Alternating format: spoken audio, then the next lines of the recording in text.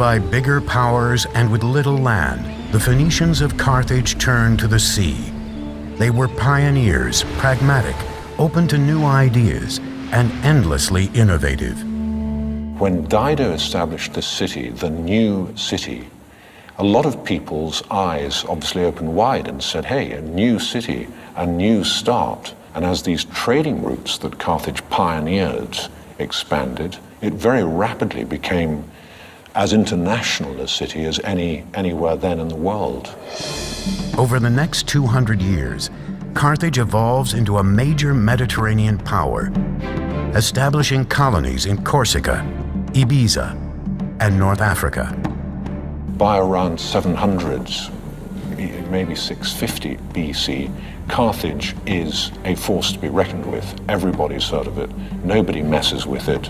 It's a very important city.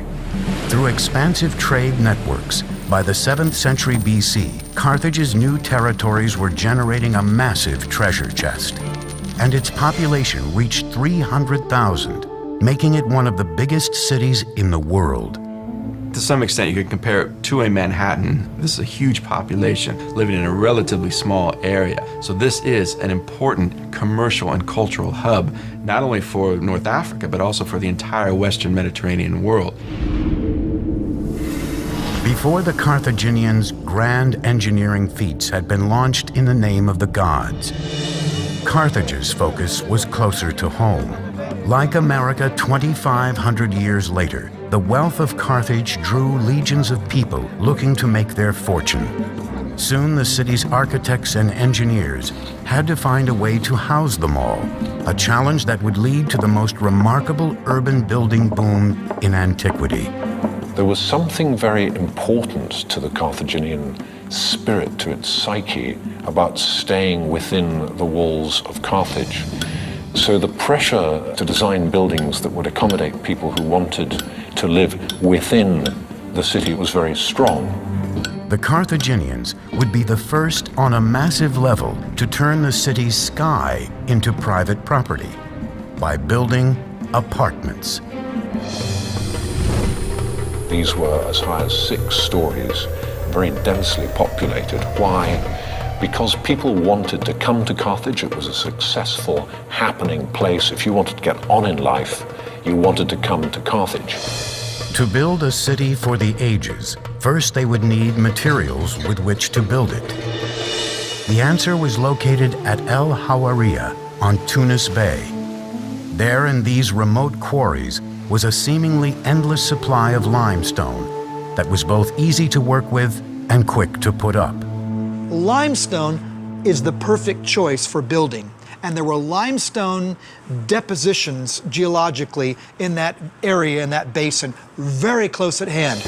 Archaeologists speculate that, like the Egyptians before them, the Carthaginians cut each block of stone using the simplest of means: water and wood.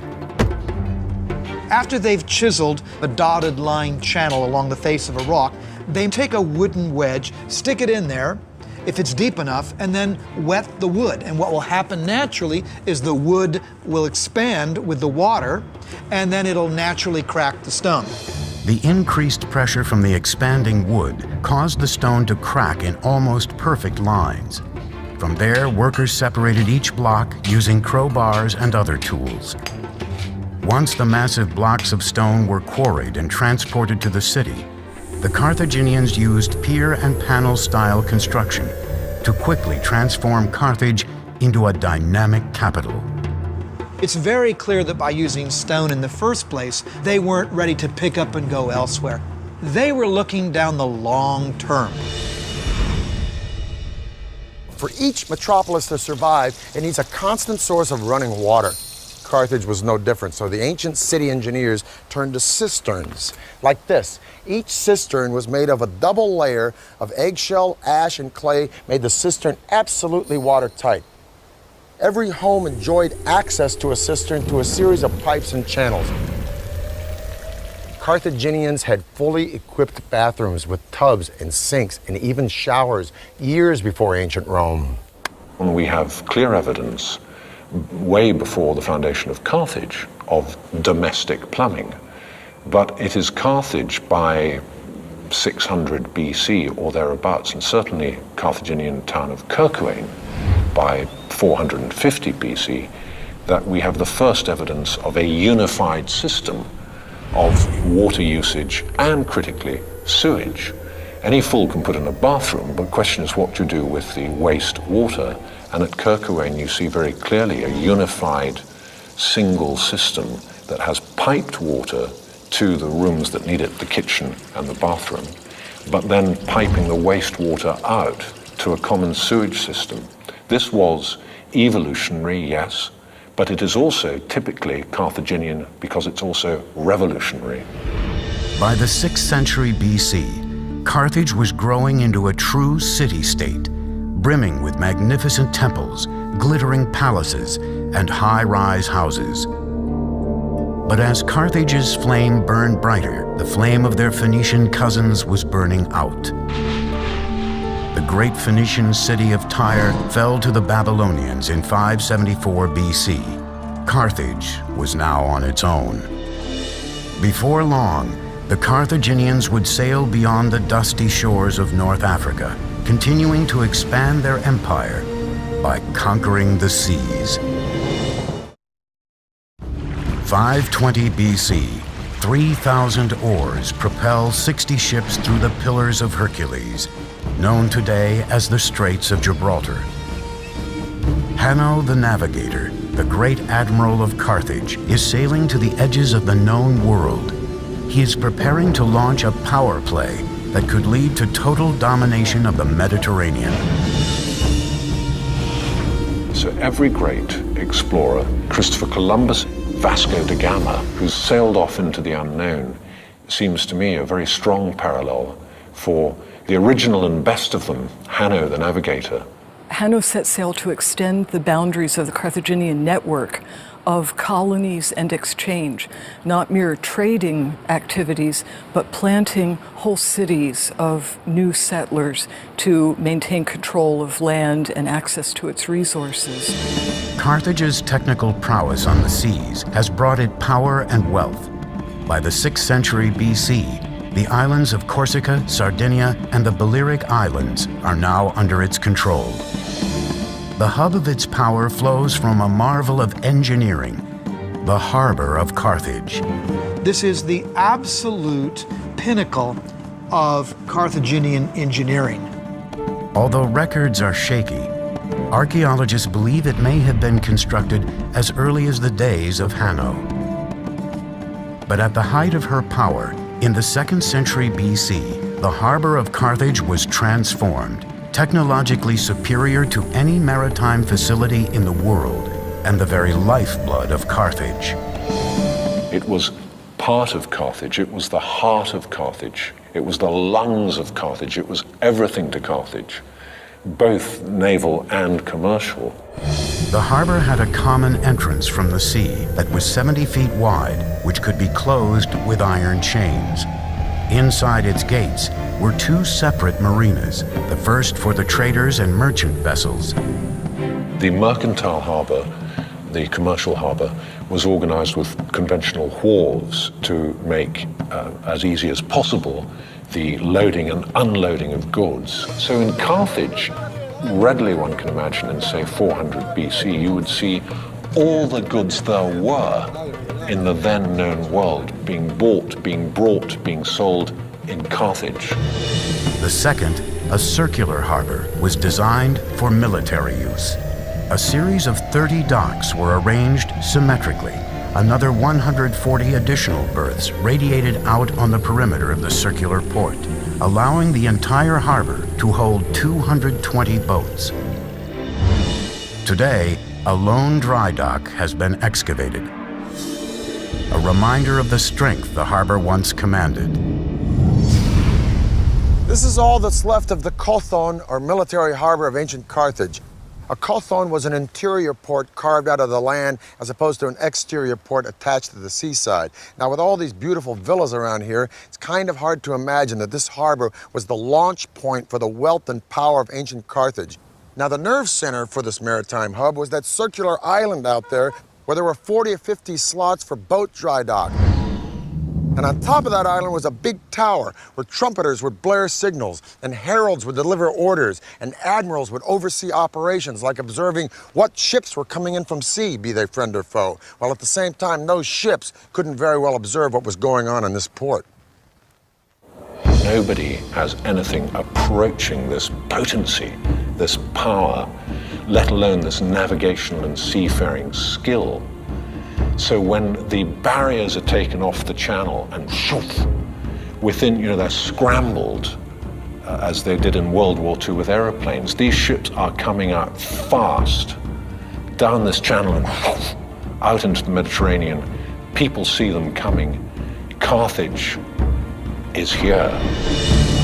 For 2 centuries, Carthage dominated the Mediterranean.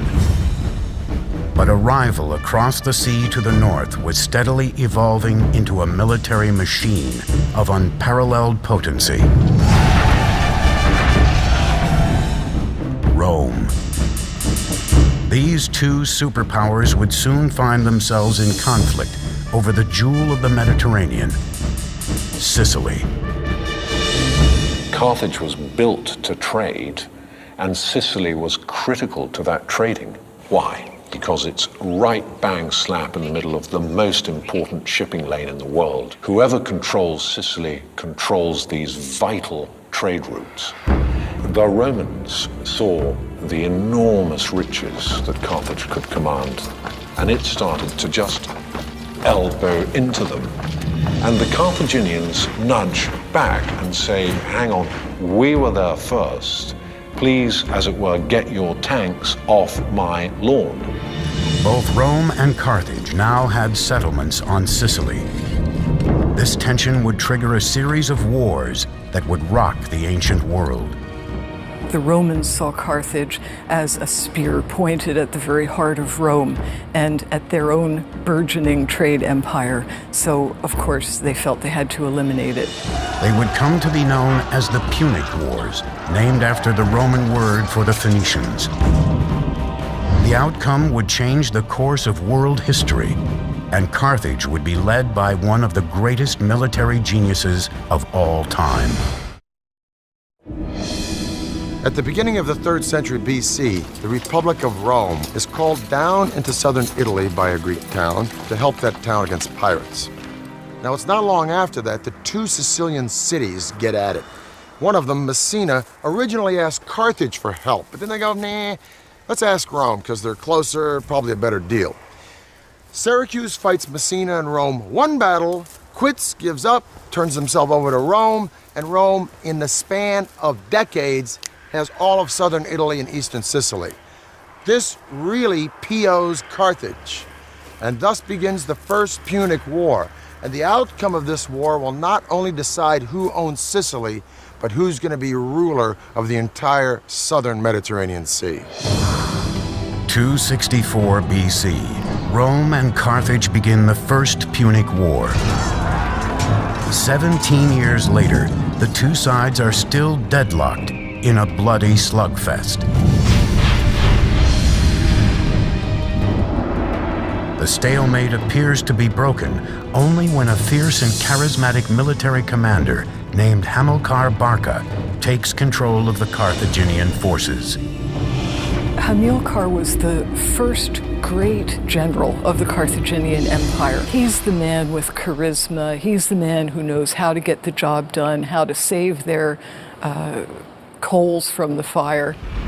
Between 247 and 242 BC, this fiery military tactician, Hamilcar Barca, sweeps into Sicily. He's dynamic, he's powerful, and he's absolutely ruthless. But what gives Hamilcar his real confidence is that at his back he has a new sleek form of warship called the quinquereme, quin meaning 5 banks of rowers. The quinquereme isn't really developed by the Carthaginians, it's developed by the Greeks. But what the Carthaginians do is make this sea-going battering ram huge. In that period of the Punic Wars, wow, they were the feat of shipbuilding and engineering. The quinquereme apparently had 5 banks of oars. Now, there's been some debate exactly how that worked, but it is believed that there were 3 levels with 5 guys, 2 on the top 2 levels, each with an oar, and then one guy at the bottom. Whatever the case, it was a bigger, larger version of the trireme. However, even though it's a bigger version, the tactics involved in naval warfare are exactly the same. The main purpose of these ships is to ram the enemy ship. That's what they were engineered for. Outfitted with a bronze-covered ram, they were designed for speed and maneuverability. These were very, very, very quick. Trying to catch a Carthaginian warship was trying to hit Muhammad Ali in his prime as a boxer. A standard quinquereme was roughly 120 feet long, 9 to 16 feet wide, and could hold up to 420 sailors. Fully manned and loaded, a quinquereme weighed more than 100 tons. On open water, these mega ships were killing machines. And this thing is just coming straight at you at a speed you've never dreamt of as possible. And bang! The whole of your boat shakes, your ship shakes, and you start to sink. Compare that with the trireme, where often the model was probably much more to engage with the enemy ship and have land fight at sea. The Carthaginians didn't mess about like that. They wanted to get in, they hit you once and you drown and they're gone. To hit the next one, deadly. Now, the genius of the Carthaginians was in figuring out how to mass produce these ships. They took sort of prefabricated parts and put them all together on an assembly line. So to an enemy, no sooner would a quinquereme be sunk than another one would appear on the horizon. And this was a distinct disadvantage for the Roman Navy until they came upon a wrecked quinquereme, and they sort of reverse engineered it. They deconstructed it, figured out how it was put together, put it back together, and made it their own. They captured a grounded Carthaginian quinquereme and made dozens of copies of these. In fact, the copies weren't as well made and were made out of green wood, and after one season they fell to pieces. But never mind, that's all the time the Romans needed to turn the tide. The Roman and Carthaginian fleets would now square off with the ancient world's equivalent of weapons of mass destruction to see who truly owned the seas. March 10th, 241 BC, the fleets met at the Agates Islands off the western coast of Sicily for one of the greatest sea battles of all time. In the hostilities of the First Punic War, the Battle of the Agates Islands, fought off the coast of Sicily, was a turning point. In the battle between two brilliantly engineered fleets, Carthage had the advantage in numbers. But their sleek killing machines were bloated with grain and supplies for Hamilcar's army, camped out on nearby Sicily. Many ships were sunk or lost or captured. People weren't expecting that. Now, the Carthaginians try to make a break for it, but they are unable to do so because of this extra weight. That gives the Romans the victory. It was a strategic disaster. In the end, the Romans took nearly 30,000 Carthaginian prisoners. With no way of resupplying himself and his troops, Hamilcar was forced to surrender and retreat back to Carthage. It was clear the pendulum of power in the Mediterranean was now swinging ominously toward Rome. In victory, Rome gained not only Sicily, but also Carthage's holdings on Corsica, Sardinia, and the islands between Sicily and Africa. Hoping to cripple Carthage, Rome forced it to pay a large tribute. But Carthage was not ready to give up yet. It turned westward to Spain to generate new wealth. And the Carthaginians send Hamilcar Barca to Spain, so his goal in 237 is to conquer as much of Spain as possible. It took 9 hard-fought years for Hamilcar to conquer the native tribes there. When he finally did, all of the land south of the Ebro River becomes part of the Carthaginian Empire. But Hamilcar paid for that conquest with his life. In 228 BC, he was killed in battle with a rebelling native tribe. Hamilcar's death in Spain was a great blow to Carthage, but it was by no means the end of Carthage. In fact, it opened the way for a whole new initiative. Legend has it that Hamilcar's 9-year-old son begged to watch his father lead Carthage into battle with Spain, and the father agreed on one condition, that the son would promise eternal hatred of Rome and commitment to that republic's defeat. And it was thus the son, named Hannibal, became the instrument of his father's revenge. And this was the first step on a path that would transform Hannibal into the most devastating foe that the Republic of Rome would ever face. 211 BC.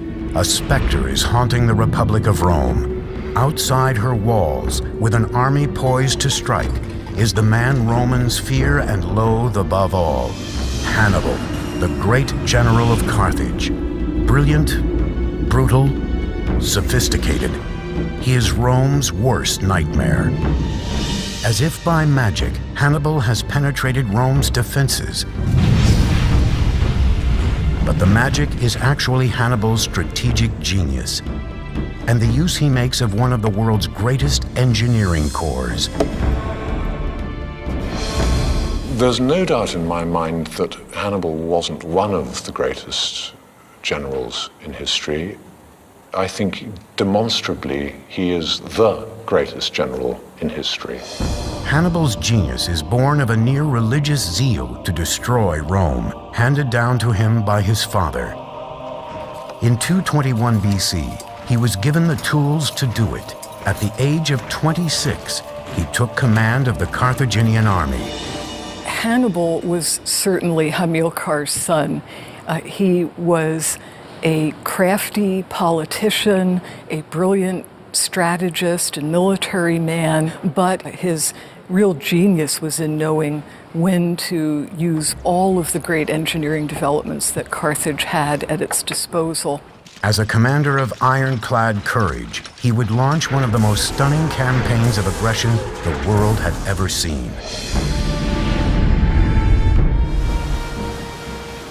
Rome had gained control of the Mediterranean, meaning Hannibal could not reach his enemy by sea. Driven to fulfill the vow he had made to his father to destroy Rome, Hannibal set out to do the impossible. He'd march over land, across the Alps, to the heart of the Roman Empire. Now, Hannibal knows he's greatly outnumbered. He knows he has a relatively small army in comparison to the Romans, but he does come up with a strategy which he believes will bring him victory. And what he has to do is take his army to Italy itself and attack the Romans on their home field.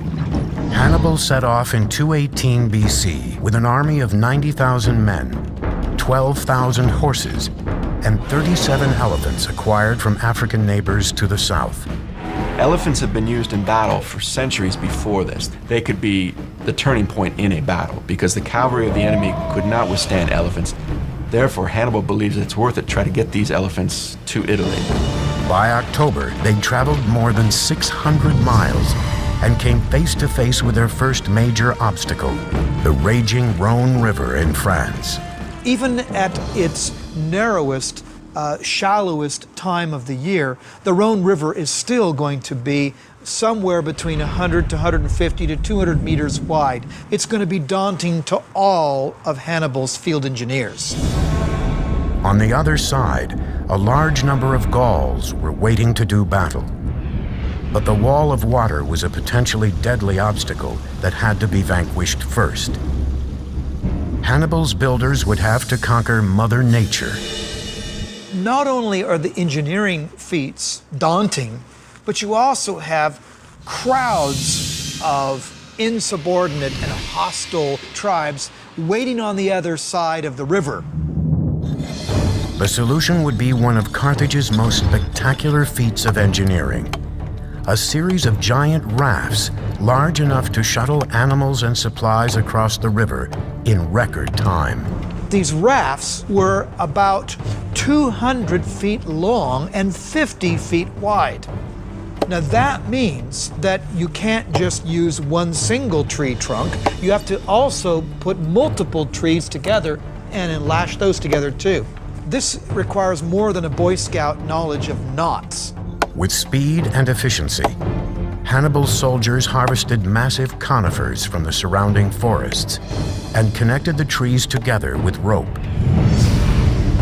One thing his engineers had to account for was was the psyche of the elephants.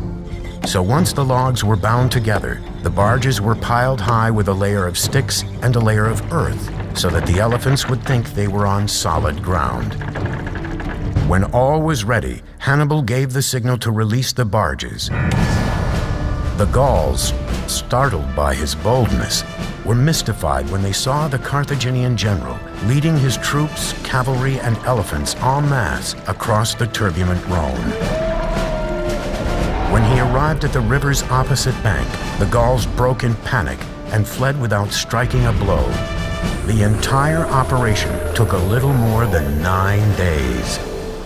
I think the crossing of the Rhone in such a short space of time using rudimentary equipment is one of the great achievements of military history. And people slightly forget the small engineering miracles that made all this possible.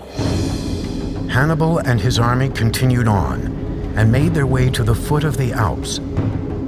With winter looming, the troops were starving and exhausted. As they ascended, they confronted another seemingly impossible obstacle: giant boulders. Hannibal's engineers devised a plan that would allow the troops not just to go over, but through. The stratagem of crossing the Alps certainly shocked the people of Italy. No one expected an army with elephants to make it across. And although the Alps may have seemed in places impassable, this idea of breaking up the mountains themselves to create a pathway to get your pachyderms across was a brilliant idea. Now, how did Hannibal get his men, not to mention all those elephants, up, over, around, or through these giant boulders? Well, according to the Roman historian Livy, he came up with an ingenious plan along with his engineers that would literally move mountains. They cut big crevices through these boulders, and then they got wood from the surrounding forest. They'd wrap these boulders in the wood, and when the wind was right, they'd torch the wood. The rocks would heat up, and just when they were hot enough, they'd pour boiling vinegar into the crevices, which would shatter or melt the rocks such that his men could break them apart with iron implements. Now, what was Hannibal doing up in the Alps with all this vinegar? Well, if this is true, and we like to think it was, otherwise how did he get across the Alps? It speaks volumes to the genius of this brilliant general. I'll tell you one thing, after navigating the snow of the Alps, the sight of the plains of northern Italy must have been very, very welcome. On August 2nd, 216 BC, near Cannae in southern Italy, Hannibal faced off against Roman forces under the command of Terentius Varro in a decisive conflict that would seal the fate of these two empires. As dawn breaks, Hannibal draws up a force of 50,000 men, newly strengthened with the help of hired mercenaries, against Varro's nearly 90,000 Romans. Varro decided to try and crush his opponent, sending a massive force to attack Hannibal's center. This would prove to be a fatal mistake. Anticipating Varro's strategy, Hannibal orders his cavalry to circumvent the Roman ranks from the rear. Hannibal had certainly done his homework in studying the psychology of his opponents, and he was able to trick them into his center, and then his forces could engulf them. Completely surrounded, the Romans were slaughtered where they stood. Only 3,500 Romans managed to escape. 10,000 were taken prisoner, and 70,000 were left dead on the battlefield. At the Battle of Cannae, the single greatest defeat ever inflicted on a Roman army throughout its entire history. And of course, we have to go to World War I to find a scale of slaughter as big. Cannae was a masterpiece of military strategy, but Hannibal was unable to capitalize on his string of victories. He fought on for another 13 years, mounting siege after siege on Rome and its surrounding cities. But ultimate victory remained elusive. He could defeat them in the field, but he lacked the proper weapons to take on the Roman capital. In 204 BC, Rome went on the offensive and launched an attack on Carthage. Hannibal finally returned home to muster its defense. In 204 BC, Scipio Africanus, who had already beaten the Carthaginians in Spain, convinced Rome to let him go around Hannibal altogether and attack Carthage directly. Hannibal was recalled to his city to defend it.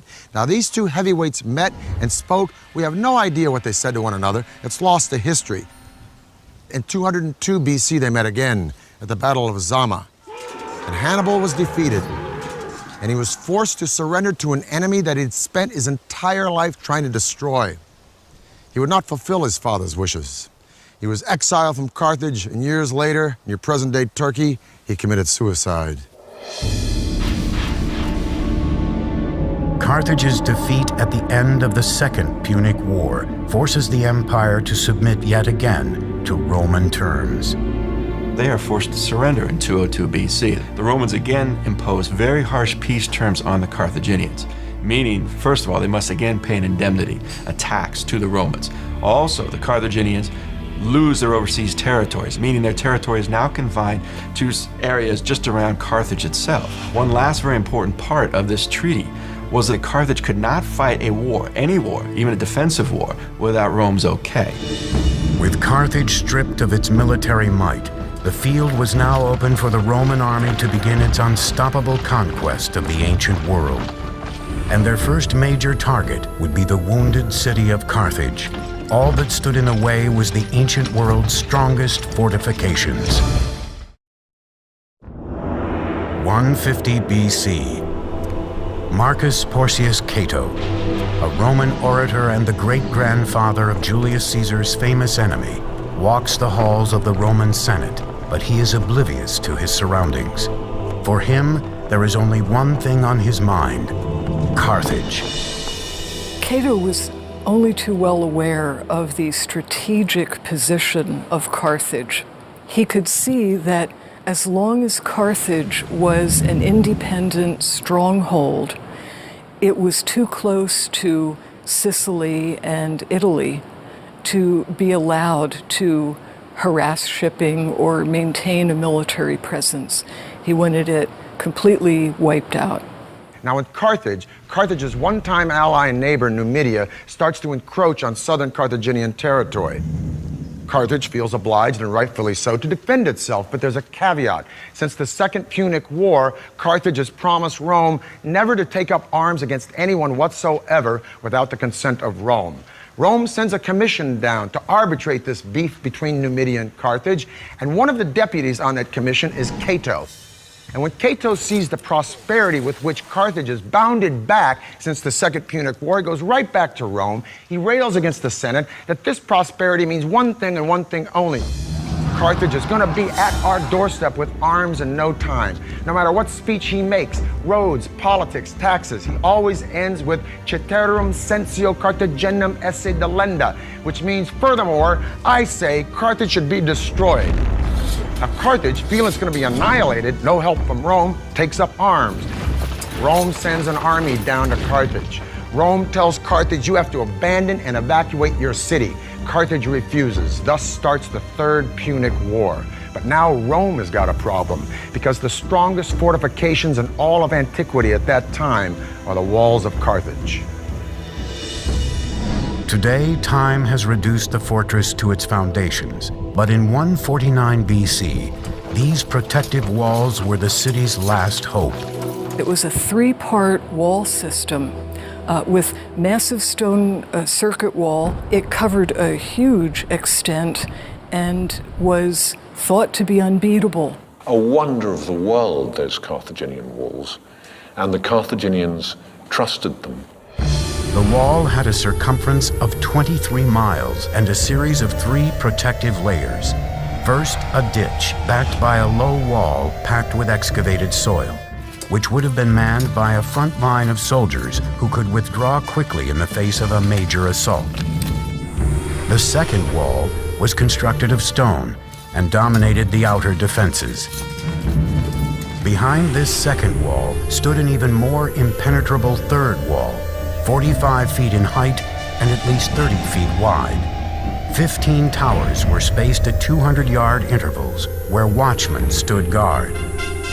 Inside this wall lived part of the Carthaginian army, including 20,000 men, 300 elephants, prepared for any type of attack that took place. The wall system surrounding Carthage made it the best fortified city in all of the Mediterranean, if not the world. And against the Romans, it would face its ultimate test, led by the fabled Carthaginian general, Hasdrubal. The Carthaginian commander who would lead the Carthaginians during the Third Punic War was Hasdrubal. He is the one responsible for retaliating against the Numidians, and he is the guy who's going to be leading the main resistance. As the Roman legions descended on the city, the Carthaginians hurriedly scrambled to build a new defensive force. The women gave their hair up. They cut their hair so that they could make rope to fire the catapults. They emptied the prisons. The old men volunteered. People who hadn't been blacksmiths for 20 years said, "I'll try again," and they rearmed themselves in an explosion of intent and determination that we really have to go to the siege by the Germans of Stalingrad to see again. In 2 months of frenzied work, they produced 6,000 shields, 18,000 swords, 30,000 spears, 120 ships, and 60,000 catapult missiles. Despite the arsenal Carthage had assembled, Rome had sent an overwhelming force. The city was alone, facing its own destruction. There was no area left alone without Rome or Roman allies, with none of the colonies in a position to stand up to Rome. Carthage was left on her own. The city hunkered down behind its immense fortifications, hoping against all odds that their walls would repel the impending Roman invasion. Carthage held off the Roman attack for 3 years, and even in the last days after the Romans broke through the walls, it took 7 days before they could get to the top of the citadel, of moving through town like a juggernaut. The Roman siege squeezed the life out of the city from the outside, and eventually, although the immense land wall was never breached, the Romans managed to scale those at sea. Inside the city, the fighting continued street by street. Few Carthaginian snipers were left, but they were so fierce that the Roman commander Scipio Aemilianus ordered the city to be set on fire and leveled. Thousands of Carthaginians were burned alive in the blaze. It was a firestorm. It must have been hellish for the residents, people fleeing.